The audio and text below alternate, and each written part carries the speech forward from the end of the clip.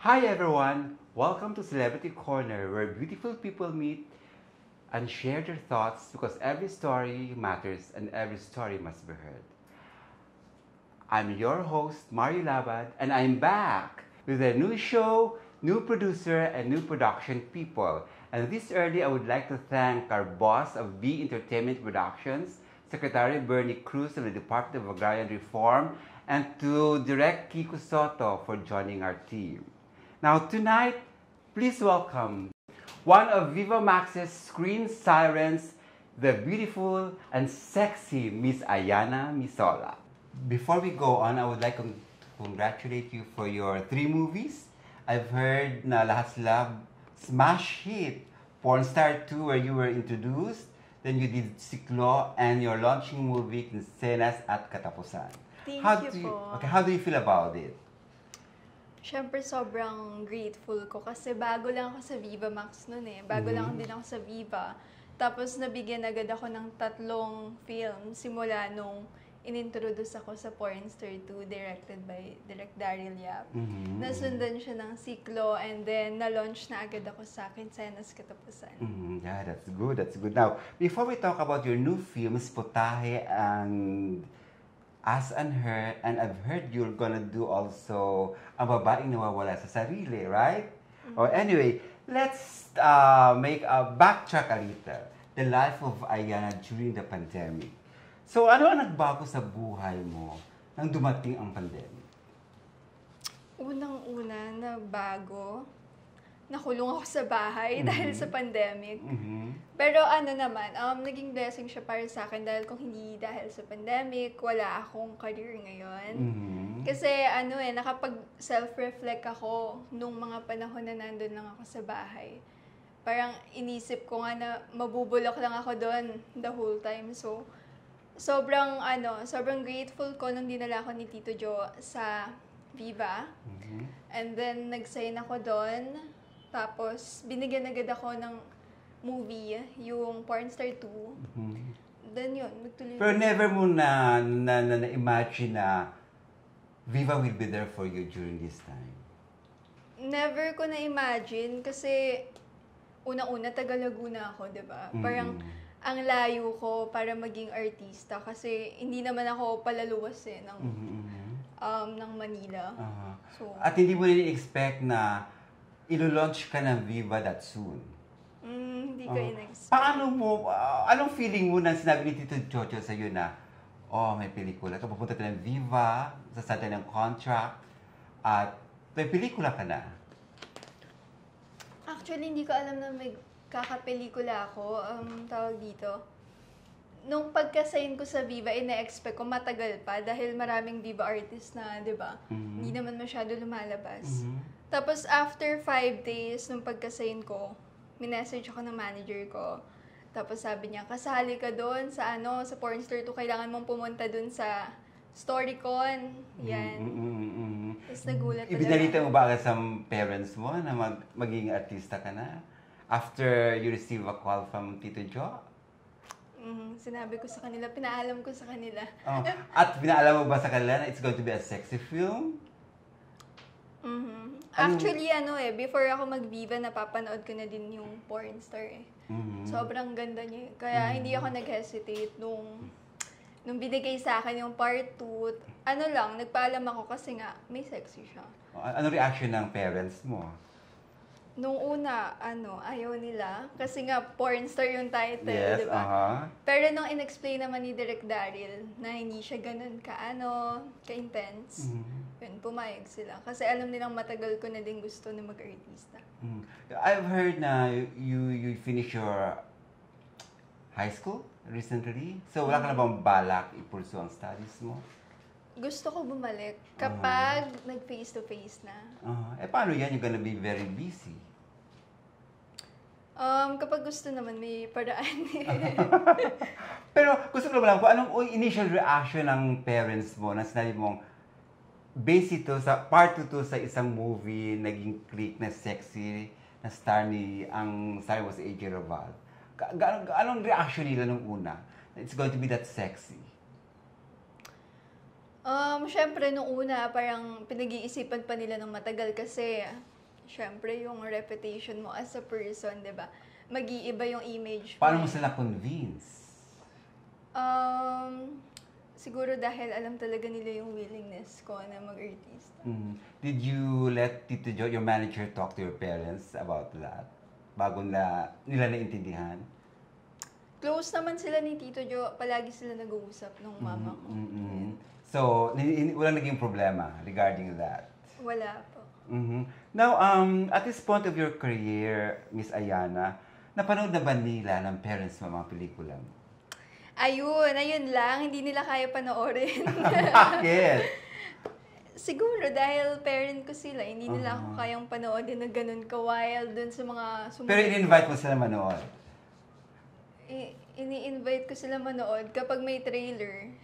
Pero kahit trailer, hindi pa rin nila kaya panoodin. Talaga? How about your friends? Did you invite them to watch the film? Your films? Kapag sinishare ko siya sa social media, supportive naman yung mga friend ko. Pinapanood talaga nila. Talagang nagsusubscribe talaga sila sa talaga? Anong reaction nila nung una nang sinabi mong, gagawa ako ng isang sexy movie? Mga kaibigan mo. Actually, hindi ko sinabi. Nagulat na lang sila. Oo. Tapos, nanood naman sila. Nagulat na lang sila kasi yung, pasabog kasi yung trailer ng Pornstar 2 eh. Talagang parang nag-9M yata or yung views ng trailer. Kaya, nagulat na lang sila kasi nga hindi nila alam na, di ba, may side pala ako na gano'n. Wala naman nang bash sa'yo? Wala naman. Now, among your hit movies na nagawa mo, ano sa paglalagay mo ang very memorable sa'yo?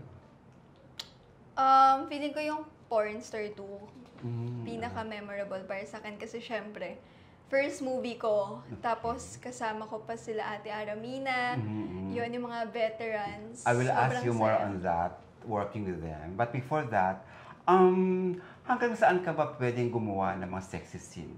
Or do you have any limitations? Hanggang saan? Pwede mong ipakita. Kaya ko naman magpakita. Ang limitations ko lang, bawal hawakan. Okay. As in frontal nudity? Nakapag, na ako, Frontal frontal. nudity? For what film is this? Sa launching ko, Quincenas. Okay. So, bawal hawakan lang, yun lang. No plasters, no paddings, whatever? Dun sa Quincenas, wala talaga akong plaster. So, lalo na hindi mo pwede ipakita sa parents mo yun. Now, as a newbie star, what is the hardest part in doing a daring scene? Pinaka-hardest? Feeling ko yung yung kapag first time mo lang gagawa ng intense scene, yun yung pinaka-hardest kasi iisipin mo yung mga magiging reactions ng mga tao pagkatapos nila panoodin yun. And how do you handle sexy scenes? Tinitake ko lang siya professionally. Hindi ko siya tinitake personally kasi kapag inisip ko na kunyari ako, hindi yung character, syempre hindi ko siya gustong gawin. Pero dahil yun yung yung role ko, kailangan ko siya gawin. And yun, sinusuot ko lang po yung character ko. Okay. Now, being a newcomer in sexy genre, do you suggest to your directors, if ever may mga daring scenes kayo, nasasuggest ka ba nga, direct siguro mas maganda ito na eksena or ito, bawal to, or you just follow their instructions? Sinusunod ko lang po kung ano yung gusto ng director. Lahat? So, natutuwa sila sa'yo, syempre. Gaano ka ready ka every time you do a sexy scene? Pagkadating ko kasi sa set, ready na ako. Kasi unang-una alam ko kung bakit ako nandun. Kasi ina-expect nila na kailangan kong gawin yung mga ganong scenes. So, prepared ka na? Mentally, physically, and emotionally? Memorize mo na ang lines mo? Yes po. Ano ang pinaka-biggest embarrassment so far in doing a sexy scene? Biggest embarrassment? Yung yung wala akong alam, nung unang-una, dun sa Pornstar 2, wala akong alam kung paano siya gawin. Kasi nga, never ko pa na-experience. Never ka naman nasigawan? Yung mga ganun, hindi naman. Sobrang bait ng mga nagiging director ko. So how do you react with that kind of situation? Yung kay Direk Yap na wala kang alam, yung nakuan ka? Sobrang supportive kasi ni Direk Daryl. Sinabi ko sa kanya na wala talaga akong alam dun sa mga yung parang, di ba, bigla ko lang siya kailangan gawin. Pero tinutulungan naman nila ako bawat scenes. Okay, now, in just a year, Miss Ayana, you have worked with several good and talented directors. Ano ang mga natutunan mo sa kanila? Maybe we can start with Direk Daryl. Marami akong natutunan kay Direk Daryl Kasi dati, medyo pa ako Kasi baby pa ako noon nung sa Pornstar 2. Natutunan ko lang maging open-minded sa mga bagay-bagay. Tsaka, siya yung unang-unang nagpaiyak sa amin Doon, sa scene. Tinulungan niya kami sa eksena. About Direk Roman? Si Direk Roman din. Marami akong natututunan sa kanya every time na nagpa-project kami. Super supportive nilang dalawa ni Direk Ring kasi yun yung AD namin, si Direk Ring. About Direk GB sa San Pedro? Yan din. Super supportive nila. Si Direk GB naman, ang dami ko natutunan sa kanya dahil siya yung nag-direct nung launching ko. So, mas mahaba-haba yung panahon na magkasama kami. Marami kong natutunan sa kanilang tatlo. Different, in different aspects lang. Nag-a-advise ba sila sa iyo in terms of handling your career also? Since baguhan ka? Yes po. Now, among the directors we've mentioned earlier, saan ka mas relax katrabaho at kanino ka mas na-pressure? Ano ba yan? Okay, mas relax akong katrabaho si Direk Roman. Okay. Kasi siya yung nagbigay sa akin ng ng chance na ipakita yung kaya ko. Dahil, kung hindi dahil sa siklo, siguro hindi na ako nagkaroon ng next project. Okay. Sobrang galing niya magturo. Yun. Tapos naman, pinaka na-pressure ako. Ka, oo. Sa Pornstar 2. Kasi ang dami namin. Okay. Ang dami At namin. First movie mo. At saka first movie ko, di ba? Na-pressure talaga ako kasi wala akong alam Tapos ang dami pa namin, kasama ko pa yung mga veterans. So parang, yun, sobrang na-pressure ako nun. Mentioning about the veterans, how was it like working with Rosana, Maui, Ara, and Miss Alma Moreno? Nag-advise ba sila sa'yo? Kasi alam nilang baguhan ka, first movie mo yun, di ba? So, binibigyan ka ba nila, kino-coach ka ba nila? Or do you ask them kung paano i-interpret ng isang eksena? How was it? Nag-a-ask ako dun sa mga nakaka-eksena ko, si Ate Ara, ayun, ginaguide niya ako. Kasi siya din yung coach ko dyan yung mentor ko sa Pornstar 2. Tapos si Ate Maui naman, tsaka yung mga ibang, veterans, sinasabi nila sa amin na, yun nga, kapag nagsistart ka pa lang, kailangan, hindi lang naman kapag nagsistart, kailangan, talaga, professional ka talaga sa industry na to. At tsaka, humble, yun. And palaging on time. Kaya ka mas naging close? Naging close. Sa kanila? Feeling ko, pilingera. It's okay. Feeling ko kay Ate Maui, kasi hanggang ngayon, nakaka-chat ko pa rin siya. Lagi kami nag-uusap. Okay. So, ikaw, kung bigyan ka ng chance, whose career path do you wanna choose among them? Sa apat na yon? Lahat sila, sobrang sikat. At saka lahat sila may napatunayan na sa industry. So, sino particular sa kanilang gusto mong, ganitong klaseng showbiz career ang gusto kong gawin? Ito ang magiging guide ko. Si Ate Ara. Why? Kasi sobrang successful niya para sa akin. At saka, bukod sa showbiz, nagbi-business din siya. Sobrang... So, magiging politician's wife ka in the future? Grabe. Sige, go on. Depende. Mahirap magsabi ng tapos, diba? Now, usually when you're doing a sexy scene, Miss Ayana, you use plasters to cover, lalo mga love scenes, diba? Pero, How do you feel when some of your co-stars, lalo na mga leading men mo, na ayaw magpalagay ng plaster? Do you feel offended? Do you feel what? Wala naman. Hindi ako So far, wala na-offend naman. kasi iniisip ko din masakit yun kapag naglagay sila tapos tatanggalin din nila. Diba? Pero dapat isa sa amin naka-plaster talaga. Hindi pwedeng parehong wala. Pero do you require them to do that? O kinakausap po ba ang director na kung pwedeng kausapin ang leading man mo na gawin naman yun? Kasi syempre, di ba? Si Kuya Joko, ni-request ko kay Direk, sabi ko, Direk, hindi ako magpa-plaster. Pero si Kuya Joko, lagyan niyo ng plaster. Sa harapan niya ni Kuya Joko. Pumayag naman siya. Okay. Then the scene went good naman. Okay naman. Now, on the lighter side, Miss Ayana, how's love life? Wala. Ano yun? Bakit? Hindi ko alam yun. Pero may mga nanliligaw na ba sa'yo ng mga taga-showbiz? O Wala. naging leading man mo? Wala? Wala. Ano bang ideal man mo? Gusto ko ng showbiz eh. Tsaka, Asa gusto mo taga-showbiz na maging boyfriend mo? gusto ko ng showbiz. Non-showbiz? Tsaka Bakit? gusto ko parang gangster type, pero mabait. Okay. Yung parang bad boy looking lang. Parang Robin Padilla? Bakit? Hindi ko alam. Basta, at saka mas gusto ko yung hindi ako gusto. Gusto ko yung hindi ako pinukulit. Kagahabol. Among your leading men, Miss Ayana, kanino ka na naging close? Kay pinaka-close ko, si Massimo. Why? Sobrang bait niya, tsaka sobrang open-minded niya eh. Mhm. Sa mga bagay, madami ko natututunan sa kanya. Like what? Leading in man ko life siya or sa- in acting? About life. Mhm. Yan. Now, undeniably, you're one of the, sabi natin na, one of the hottest stars of Viva Max or Viva Films today. Anong advice na binibigay ni Boss Vic sa'yo? Being your producer.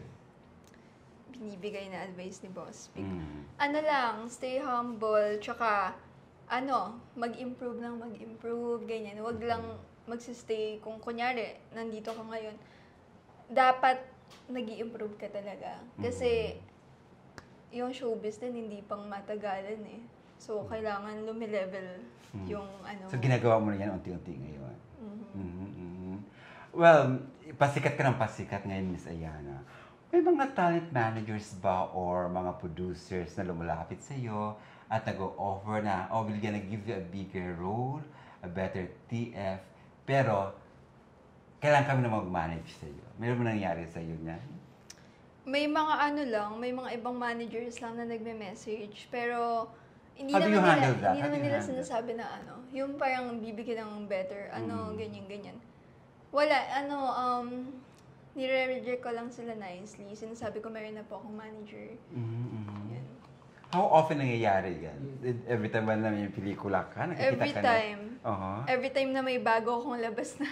Talaga? Yeah. Nare-realize siguro nila na you're one of Viva's hottest, di ba? Talent. Siguro.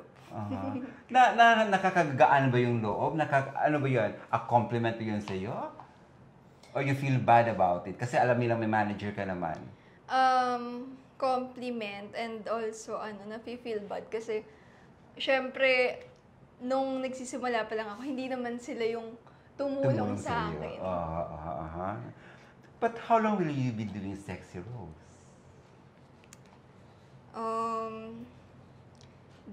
Depende siguro. Hindi. May time frame ka ba na I have to do this hanggang 5 years, after that, stop? Wala namang ganun. Siguro 3 years. And after that, Switch. what kind of roles? Ako na lang yung multo sa films. Joke. Now, you're doing a movie with Diego Loizaga for Us and Her as a replacement, quote-unquote, kay Miss A.J. Roval. And who will be your director for this film? Si Direk Jules Catanyag. Yeah. First time mo siya makatrabaho, syempre. Yes. Now, what kung manligo sa'yo si Diego? Ano magiging reaction? Kung manligaw? Bros ko, hindi yun yung mga type mo, yung medyo macho. Depende siguro Pero sa siya ba ang type understanding. ng lalaki na gusto mo sa showbiz? Non-showbiz yung gusto ko eh. Pero depende pa rin yun, di ba, sa personality. Hindi mo But is naman there a masasabi. chance, if ever maligaw siya sa'yo, sasagutin mo kaya? Feeling ko depende sa understanding namin eh. Ano yung klaseng understanding? Kunyari, sobrang full na ako, di ba? Yung parang hindi ko na kayang pakawala. Will you tell your manager about it?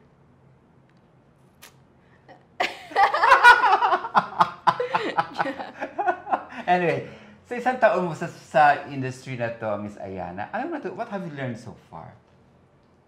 Natutunan ko na yung time mo talaga dadating.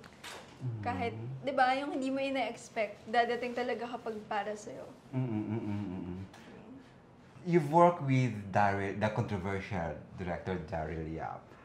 Anong opinion mo sa mga nagbabash sa kanya because of the Lenlen Chronicle? Opinion ko, meron kasi tayong sarili-sariling perspective, di ba? So,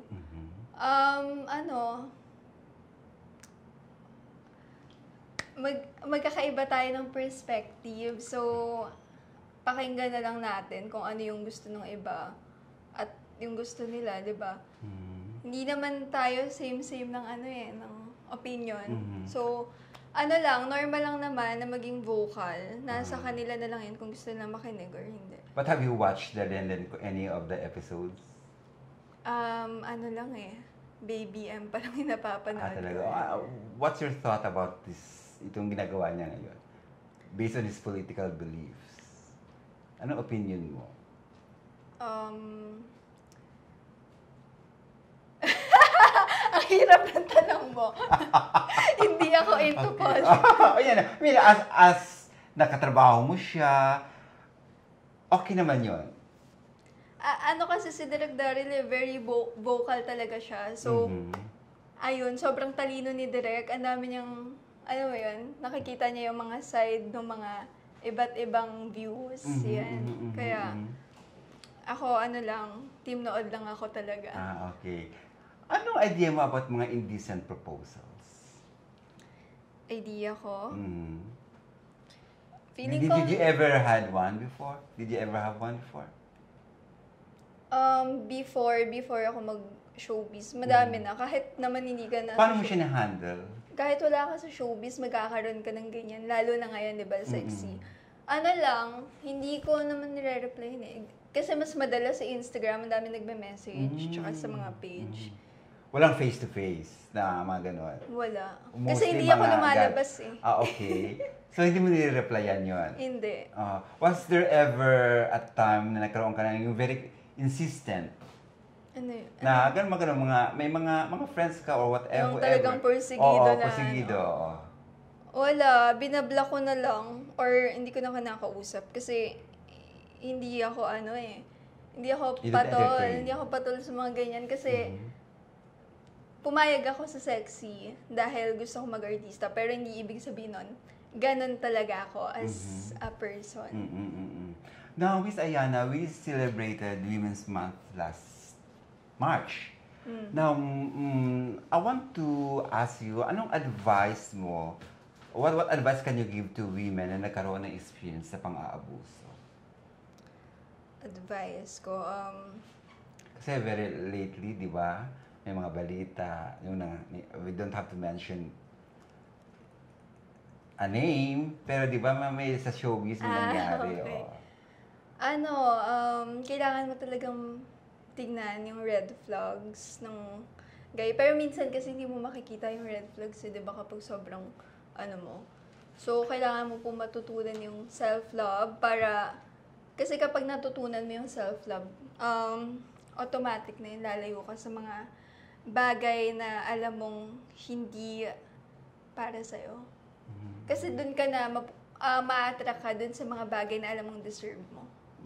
At hindi natin deserve yung physical abuse or kahit anong types ng abuse.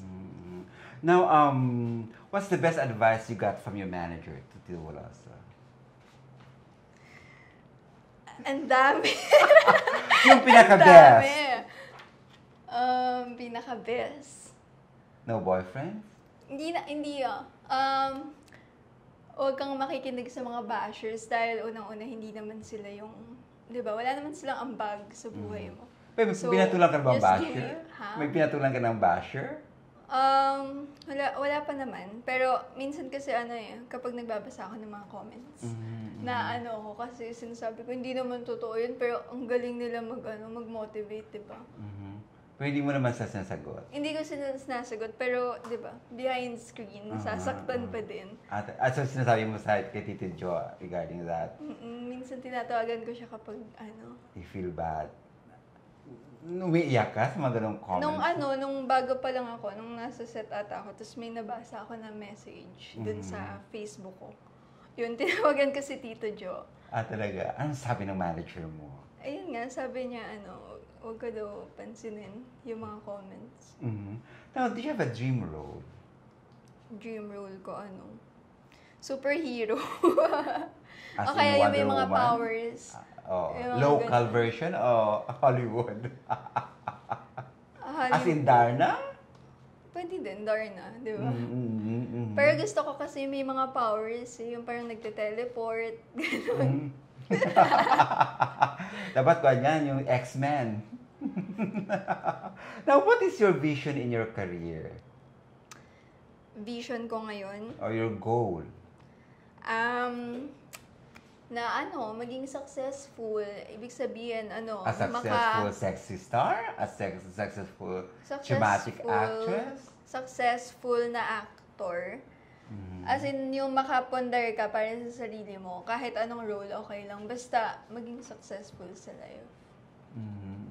Yun. Pero syempre, mas gusto ko yung drama Now, anong nabili mo sa first paycheck mo from Viva? Nabili ko? Yes. Nung first ko, wala ako nabili. Nagpaayos lang ako ng buhok. Nagbakulay ako ng buhok. Para parents mo, anong binigay mo sa kanila? Secret.